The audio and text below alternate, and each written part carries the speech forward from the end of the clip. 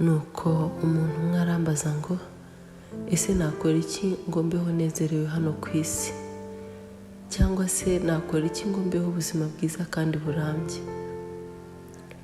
Iki kibazo yarakimbajije, nibuka ko kijya gusa n'icyabajijwe umwami Yesu ubwo yabazwaga ngo ese nakora iki ngo nzaraga ubugingo buhoraho.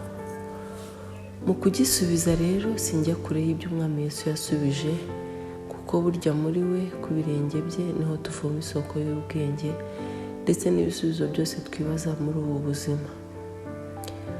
Muvandimwe, nawe niba nawe wibaza ikibazo nk'icyo uyu muntu yambajije, igisubizo cyanjye ni iki?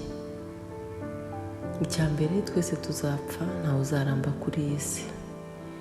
Ni ukuvuga ko turi mu isi utabasha kurambiramo nk'umusozi. Nta mahoro wabona muri iyi si arambye, nta munezero isi itanga utari kumwe n'Imana umuremyi.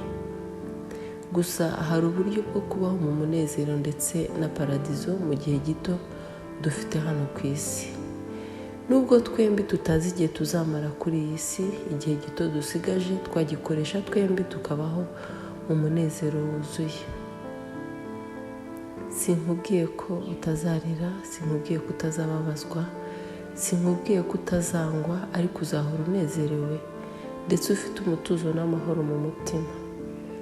Nubana n'Imana, niwiyegurira Imana, nuhitamo uruhande rwayo, uzabaho muri paradiso.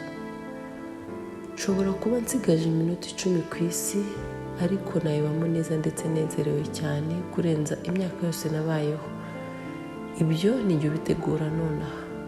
Umuntu arahindagurika, uwo nariwe mu munota utambutse siwe ndiwe nonaha. Niyo mpamvu ngomba gutegura uwo ngomba kuba mu munota ukurikiraho. Ihana ibyaha, izera Imana, kunda abantu kandi uhora ugira neza. Ca bugufi, gira imbabazi, hitamo kunezeza Imana n'abantu.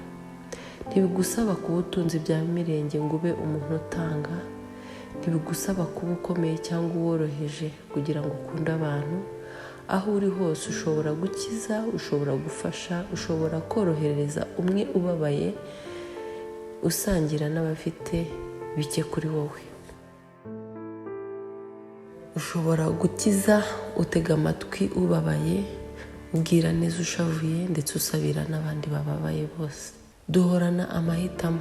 Nkwifurije guhora uhitamo gukora neza buri munsi, nkwifurije guhorana urukundo, nkwifurije guhora ubona icyiza mu bandi, nkwifurije guhorana umucyo, nkwifurije guhora wihanganira ibikugerageza, nkwifurije guhorana ibyiringiro ko nyuma y'ubu buzima hari ubundi, nkwifurije guhorana umunezero mu mutima, nkwifurije kwizera Imana. Iyo niyo paradiso ya hano ku isi. Ikiruta byose, nkwifurije ijuru. Imana iduhana umugisha. Murakoze.